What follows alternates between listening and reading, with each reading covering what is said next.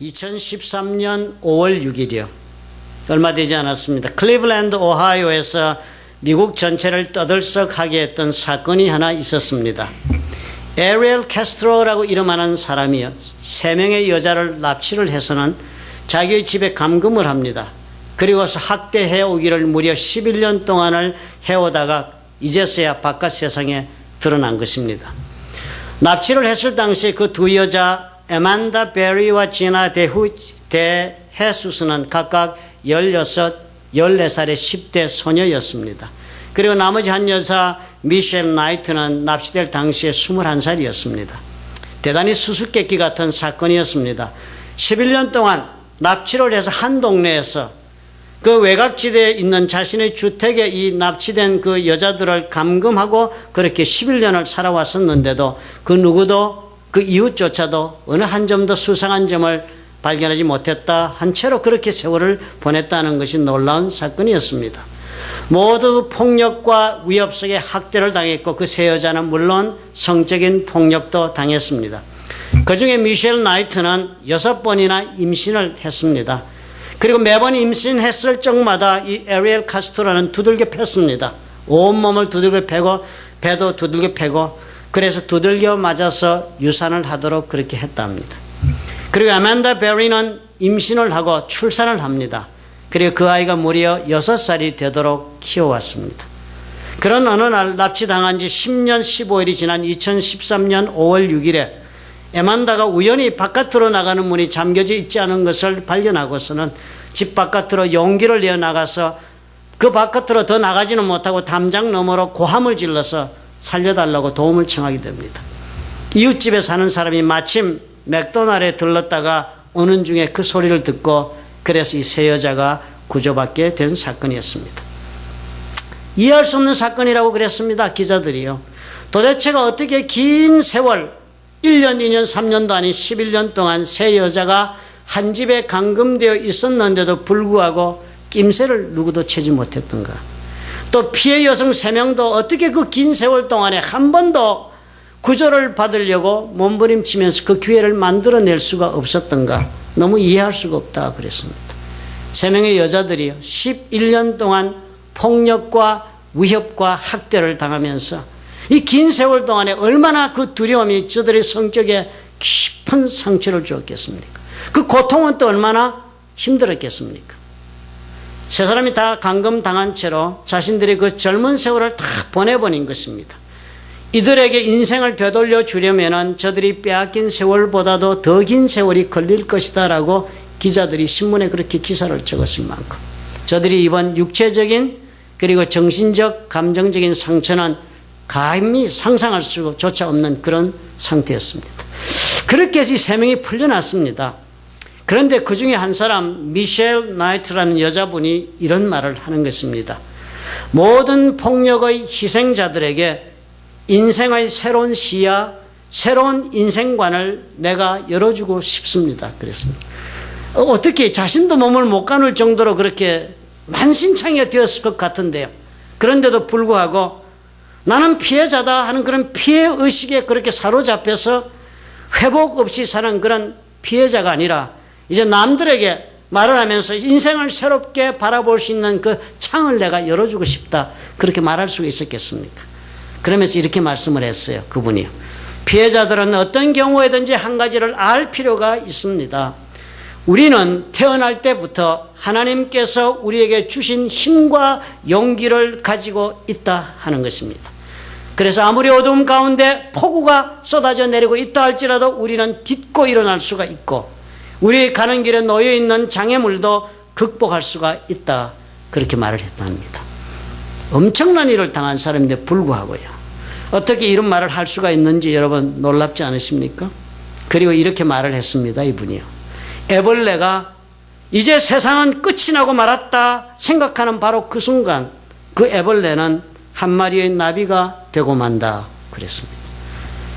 대단히 상징적인 비유를 했지요. 껍데기 속에 갇혀 지내는 그 애벌레가 다 자란 다음에 자신이 그 껍데기를 깨고 나오면 나비가 되는 그 모습을 보면서 한 그런 비유의 말씀이었습니다.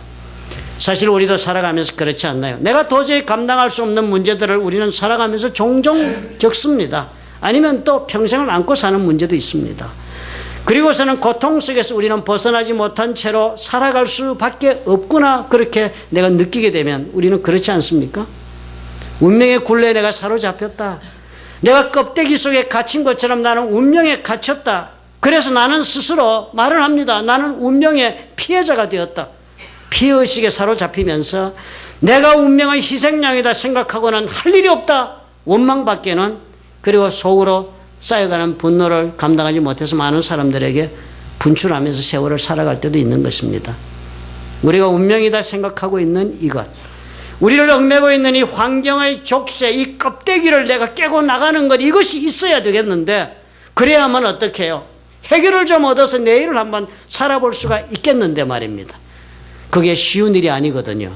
왠가 하면 대단히 두려운 일이 되기 때문입니다. 알 수 없는 앞날에 대한 두려움이 우리는 본능적으로 있기 때문입니다. 불확실한 미래 때문에 도전한다는 것은 대단히 두렵고 그래서 어려운 일이 되는 것입니다. 그래서 우리는 어떻게 해요? 주저앉아 삽니다.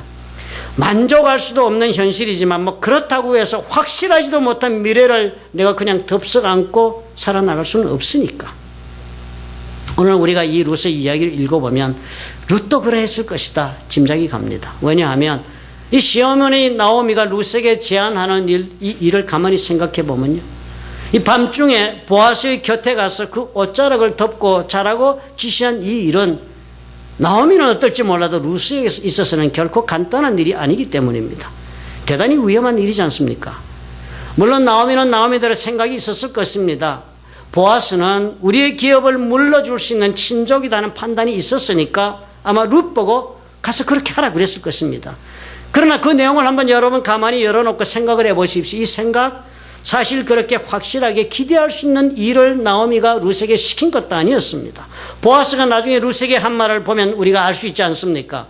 12절에 이렇게 기록해 놓았어요. 참으로 나는, 보아스가 하는 말이에요. 나는 네 기업을 물을 자다. 그렇지만 어떻다고요? 기업을 물을 자가 나보다 더 가까운 친족이 있다고 그랬습니다. 너 그거 알고 왔지 않았느냐?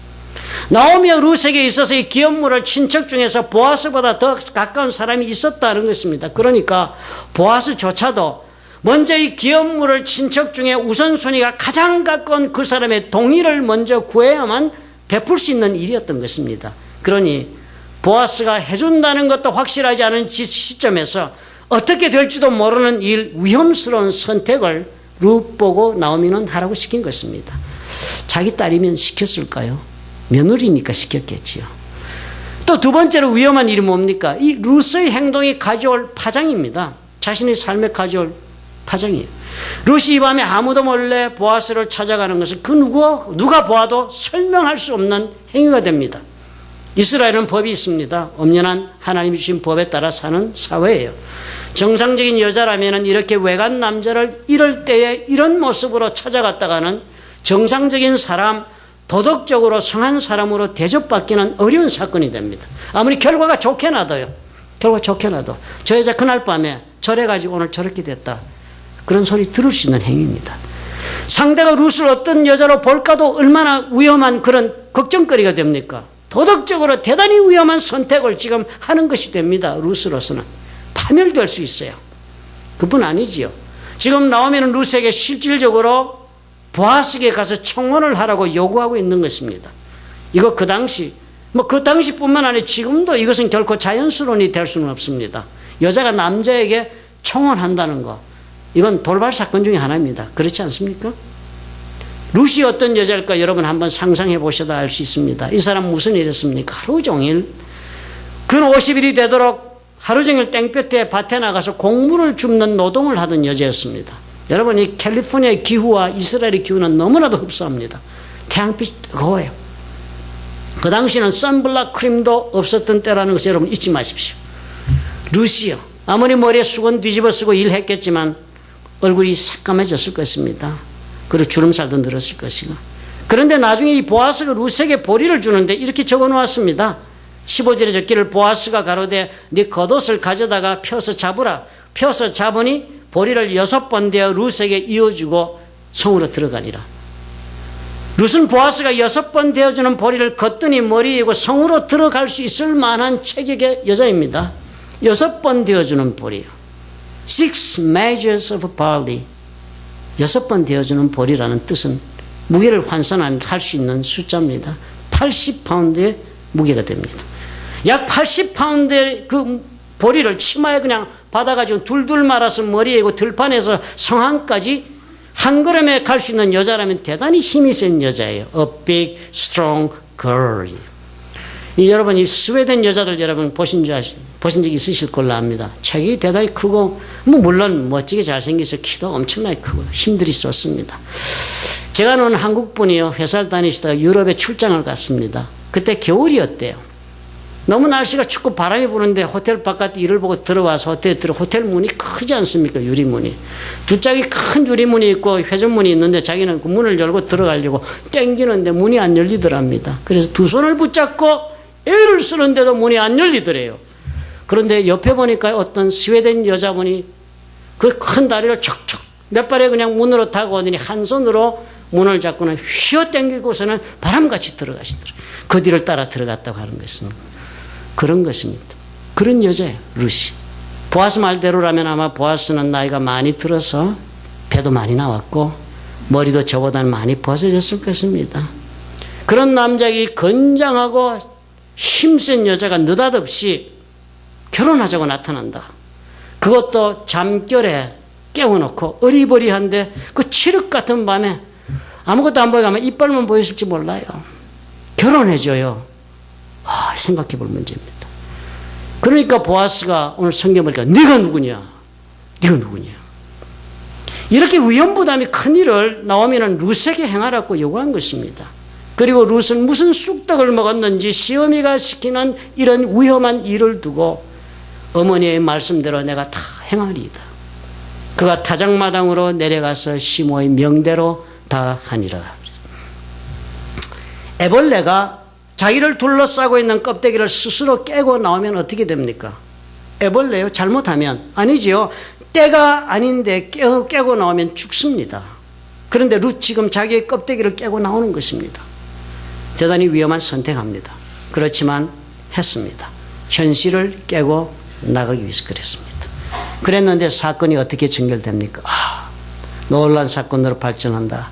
미셸 나잇이 말한 것처럼 그래서 애벌레, 룻이 껍데기를 깨고 나왔는데 그 순간 룻은 나비가 되었다 하는 이야기가 룻기가 아닙니까? 제대로 깨고 나온 것입니다. 그리고 룻은 나비처럼 살았습니다. 그 다음에 인생을. 저와 여러분도 그렇지 않을까? 어쩌면 이제는 우리 모두도 껍데기를 깨고 나오는 것만이 내 삶의 유일한 해결이 된다 싶은 그런 처지에 우리가 놓여 있는지도 모릅니다. 육체적으로 아니면 정신적으로 감정적으로 경제 문제에서 건강 문제에서 그리고 우리 인간관계 문제에서 그래야 한지 모릅니다. 만약 그렇다면 룻이 어떻게 깨고 나왔을까? 이것을 우리가 한번 살펴보면 엄청난 도움이 되겠습니다.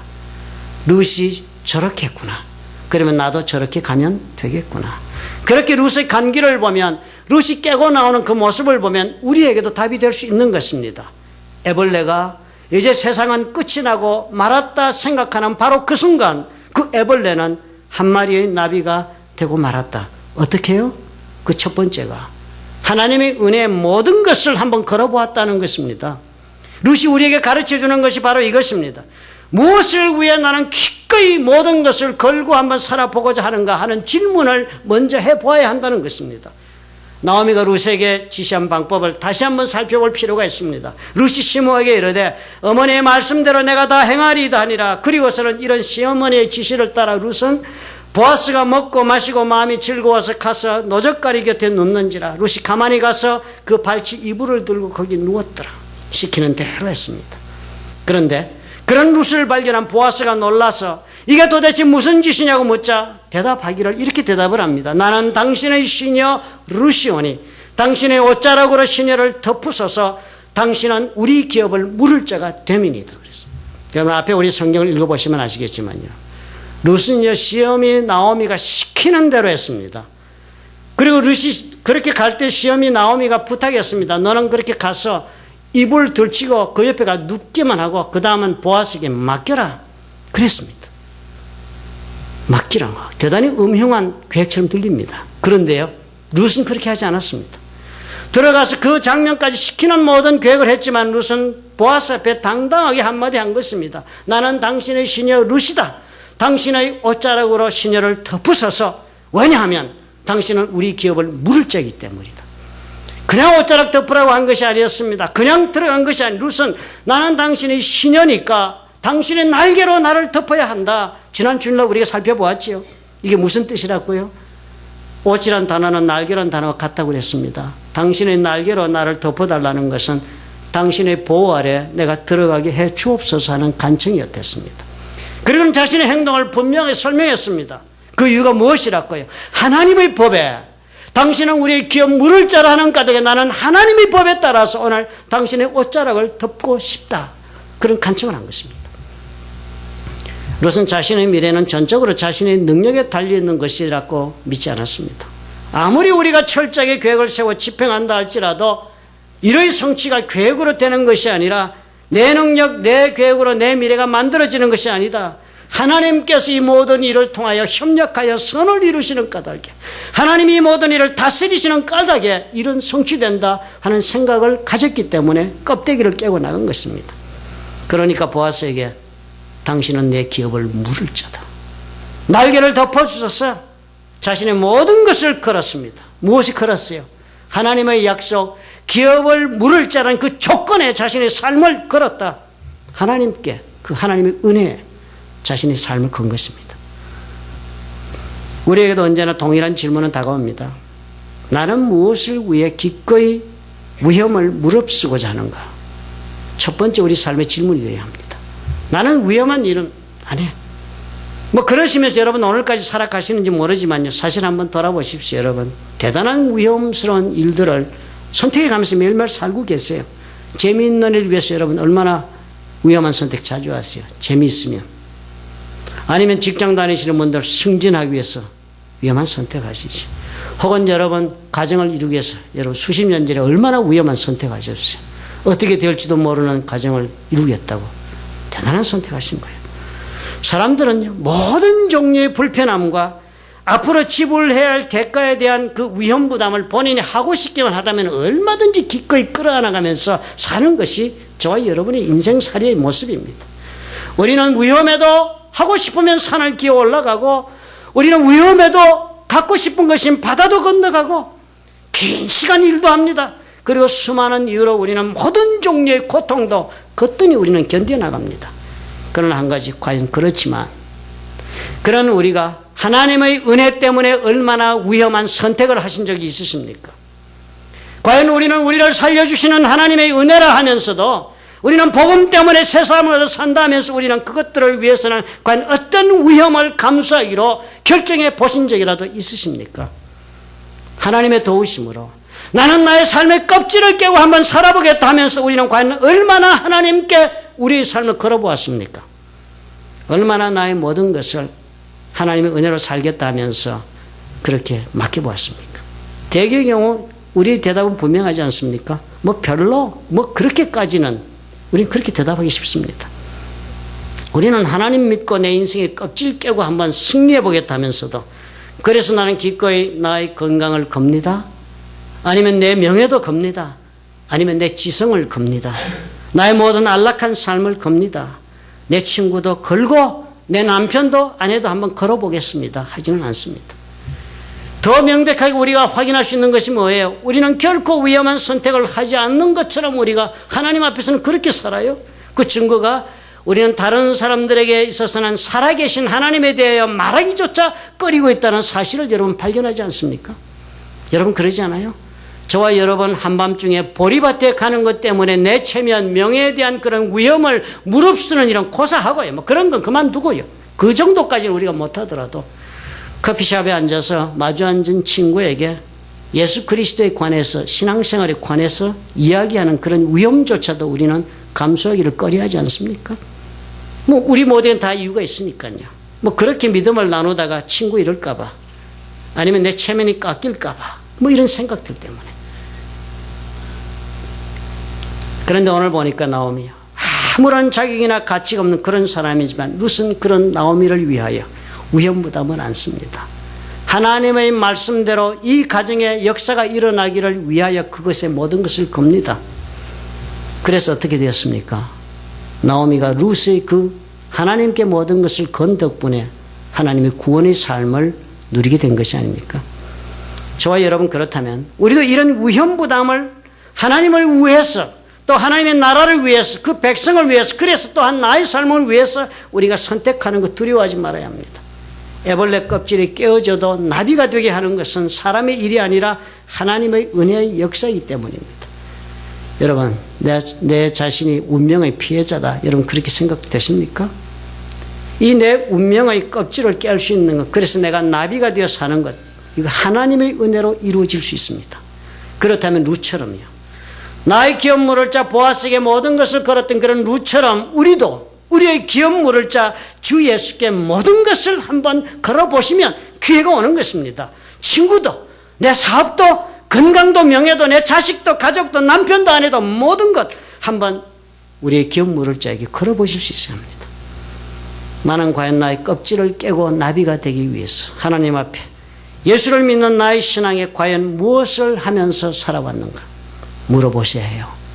무엇을 잃어도 나는 좋다 그렇게 생각하면서 내 신앙을 위해 내가 한 번이라도 선택한 것이 있었던가 물어보셔야 해요. 그래서 나는 오늘 어떻게 지금 신앙생활을 하는가, 나는 어떻게 지금 교회생활을 하는가 물어볼 필요가 절실합니다. 여러분 기억하십시다. 내 힘으로는 나비 되지 못합니다. 하나님께서 해주셔야 해요. 두 번째, 여러분 룻을 보고 우리가 배울 수 있는 것은요, 꾸준히 해야겠구나. 꾸준히 해야겠다. 변함없이 꾸준한 태도를 지니고 우리 살아야겠다. 한국말로 지조라 부릅니다. 그죠? 지조 있게. 뭐 영어로는 이 fidelity, 그래서 뭐 지조, 정절, 뭐 이렇게 꾸준하게 한 번 정한 것을 끝까지 계속해 나가는 성품을 우리가 말한다. 그렇게 할 수 있겠습니다. 신실하다, 뭐 그런 뜻도 되겠습니다. 이 룻, 자신의 그 시험이 나오미에 대한 태도는 한 번 정한 대로 끝까지 갑니다. 자신이 섬기기로 결정한 처음에 그렇게 마음먹은 대로 끝까지 그렇게 나갑니다. 시험이 나오미가 부탁하는 이 어려운 일이고 자신의 모든 인생이 걸릴 수도 있는 문제였지만 그대로 순종해서 나갑니다. 룻의 성품의 특징이 보이지 않습니까? 그런데요, 그것이 보아스에게도 인정을 받았기 때문에 문제가 풀린 것입니다. 보아스가 룻의 행동에 대해 거부하지 않고 받아들이게 된 것도 보아스가 하는 말을 새겨보면 그 이유가 자명해집니다. 3장 9절에 그랬습니다. 보아스가 네가 누구냐 그랬습니다. 그랬더니 대답하되 나는 당신의 시녀 룻이오니 당신의 옷자락으로 시녀를 덮으소서. 당신은 우리 기업을 물을 자가 되면이다. 룻이 그렇게 답하자 그래서 대답을 합니다. 내 딸아, 여호와께서 내게 복 주시기를 원하노라. 네가 빈부를 물러나고 연소한 자를 쫓지 아니하였으니 너의 베푼 은혜가 처음보다 나중이 더하도다. 보아스가 감탄하고 시인한 것이 있습니다. 뭐였습니까? 룻, 자네가 지금 베푼 그 은혜가 처음보다 지금 나중이 더하다고 그랬습니다. 처음 베푼 은혜가 무엇입니까? 은혜는 하나님의 사랑, 하나님의 약속이 있기 때문에 그 언약의 기초에서 조건 없이 베푸는 사랑과 자비와 긍휼을 은혜라고 번역했습니다. 즉 처음에 룻이 나오미에게 베푼 그 은혜가 처음 베푼 하나님의 사랑이었습니다. 그런데 그보다도 나중 것이 더 크다. 지금 이 보아스 나에게 네가 지금 베풀고자 한 은혜는 네 시험이 나오미에게 푼 것보다 더 크다. 그렇게 인정한 것이에요. 보아스의 말을 보면요, 룻은 얼마든지 젊은 사람 찾을 수도 있는 그런 젊은 나이의 여자였던 것으로 보입니다. 그렇죠. 나이 많고 이제 언제 죽을지 모르는 노인에게 시집간다는 것 쉬운 일 아니죠. 그런데 룻은 뭐 어떻게 했습니까? 자신의 필요나 선택을 따져보지 않았습니다. 자신의 만족을 위해 상대를 고르지도 않았습니다. 또 자신의 이익을 위해서 마음을 바꾸지도 않았습니다. 기업 물을 자가 보아스다. 나오미가 이야기하니까 그 말 그대로 받아들입니다. 그리고서는 시키는 대로 그대로 순종해서 보아스에게 오늘 자신을 맡아달라고 그렇게 한 룻을 오늘 우리가 보는 것입니다. 개인적인 이익이나 혹은 관심이나 즐거움이나 뭐 이런 조건 때문에 자신의 태도를 바꾸지 않고 처음의 태도를 끝까지 유지하는 것, 그 지조가 있는 태도를 할 수 있습니다. 하나님 은혜의 모든 것을 걸고 그리고 하나님의 손에서 그 껍데기를 깨고는 나비가 되려면요, 우리에게도 이런 성품이 있어야 합니다. 순간적인 이익에 여러분 마음이 흔들려서는 안 돼요. 순간적인 상황이 변한 것 따르면 내 태도도 바뀌시면 안 돼요. 하나님에 대한 나의 태도, 나의 신앙의 모습은 처음이나 끝이나 유일하게 지속되어야 하는 것입니다. 하나님께 모든 것을 걸고 사는 사람은 아무리 지금 더 좋은 선택이 지금 나한테 주어지고 있다 싶어도 고개를 돌리지 않습니다. 아무리 지금 나의 선택하고 걸어가는 길은 주어지는 기회보다도 무지한 것 같고 내가 바보스러워 보이고 내가 이러다가는 손해가 되는 것 같아도 하나님께 모든 것을 건 나의 태도를 바꾸지 않습니다. 그대로 나갑니다. 이 태도가 필수 조건이라 하는 것입니다. 하나님은 언제나 적은 일을 우리에게 맡기시고 우리가 어떻게 하나 시험해 보십니다. 우리를 테스트해 보세요. 마태복음 25장 21절에 이렇게 적어놨습니다. 주인이 이르되 잘하였도다 착하고 충성된 종아. 이렇게 인정하면서 뭐라고 말합니까? 네가 작은 일에 충성하였으며 내가 많은 것으로 네게 맡긴다. 작은 일 하는 것 보고 이런 성품이니까 앞으로도 이렇게 할 것을 기대하고 하나님이 큰 일을 맡기신다. 한번 하나님에게 나의 삶 걸었으면요. 그런 까닭에 처음에 보인 모습대로 바꾸지 말고 끝까지 꾸준하게 신앙생활 하셔야 합니다. 시간이 지나면서 아니면 상황이 바뀌어 가면서 나에게 오는 것이 달라지려다 할지라도 그러더라도 태도를 바꾸지 않습니다. 그럴 때 하나님 그 사람은 충성된 종이다 말씀하세요. 태도를 바꾸면 지조 없이 꾸준함이 없이 신앙생활을 하면 그런 태도로 살면요. 껍데기를 깨고 나오시면 나비되지 못하고요. 땅바닥을 기는 군뱅이로 끝날 수 있습니다. 왜냐하면 하나님은 꾸준하지 못한 사람과는 동력하실 수가 없기 때문입니다. 하나님 당신께서 꾸준하신 분이기 때문에 신실하게 끝까지 변함없으신 분이기 때문에 그러한 것입니다. 세 번째로 이 룻을 보고 우리가 배울 것은 앞서지 말고 뒤따를 줄 알아야겠다. 앞서서 가는 사람 뒤따라가면서 섬기는 사람이 되어야 되겠다. 앞서지 말고 뒤따르는 사람. 겸손한 모습입니다. 하나님 앞에 겸손하게 헌신하는 모습은 앞서지 말고 뒤따르는 것입니다. 룻이 어떻게 보아스로부터 이런 평판을 듣게 되었습니까? 내 딸아 두려워 말라. 내가 네 말대로 네게 다 행하리라.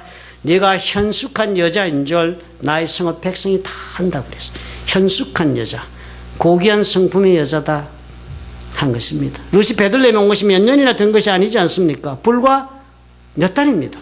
약 50일, 2달이 좀 넘었습니다. 이 사람이 베들레헴 땅에 들어올 때 어느 누구도 사람 취급하지 않지 않았습니까? 성경을 보니까 모두가 다 시험이 나오미에게 이게 누구냐, 이게 나오미냐 야단을 했지만 그 어느 누구도 한 사람 그 나오미 옆에 초란 보따리를 들고 서 있는 이방 여자 모압 여자에 관해서 누군지 물어본 기록이 성경에는 없습니다. 룻은 그 어느 누구에게도 이곳에서 아무것도 아닌 존재였습니다. 그런데 어떻게 룻이 이런 칭송을 오늘 듣게 됩니까? 베들레헴에 들어와서 이 룻은 나오미를 위해 땡볕에 나가 들판에 나가서 하루 종일 점심도 먹지 않은 채로 일하는 그 모습밖에 사람들은 본 것이 없었습니다.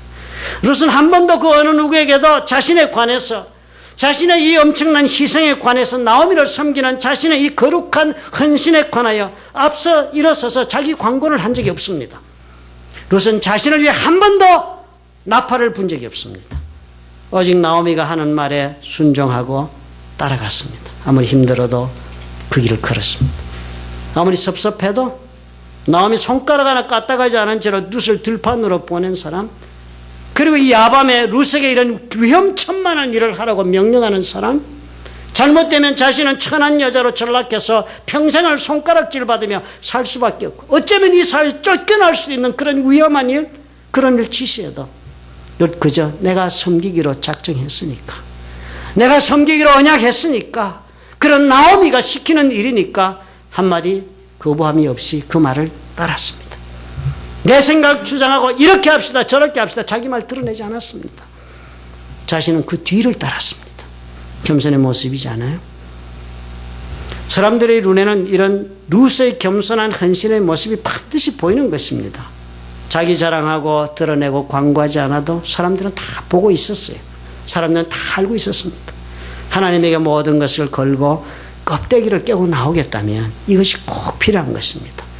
왜냐하면 우리 하나님께서 역사하시려고 하는데 이 겸손하지 못하면요, 우리가 앞서서 나가면 우리 하나님이 진행하고자 하는 길을 우리가 스스로 막게 됩니다.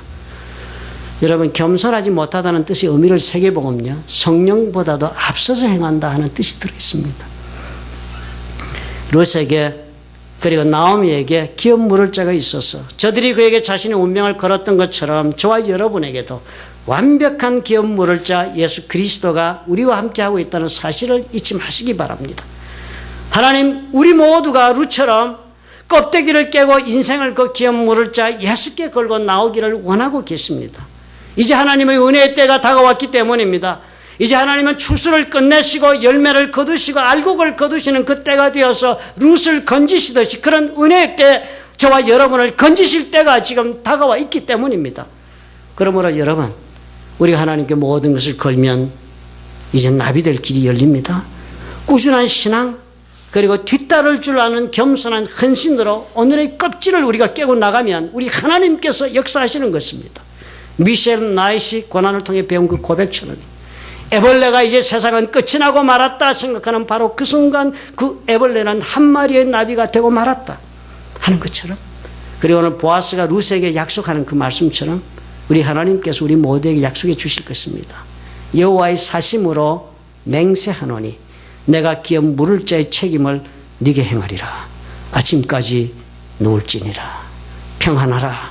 평안 가운데서 내가 너에게 이룰 것이다. 우리 주님의 약속이 저와 여러분에게 오늘 함께 했습니다. 믿으시면 아멘 하십시다. 믿으시는 줄 압니다.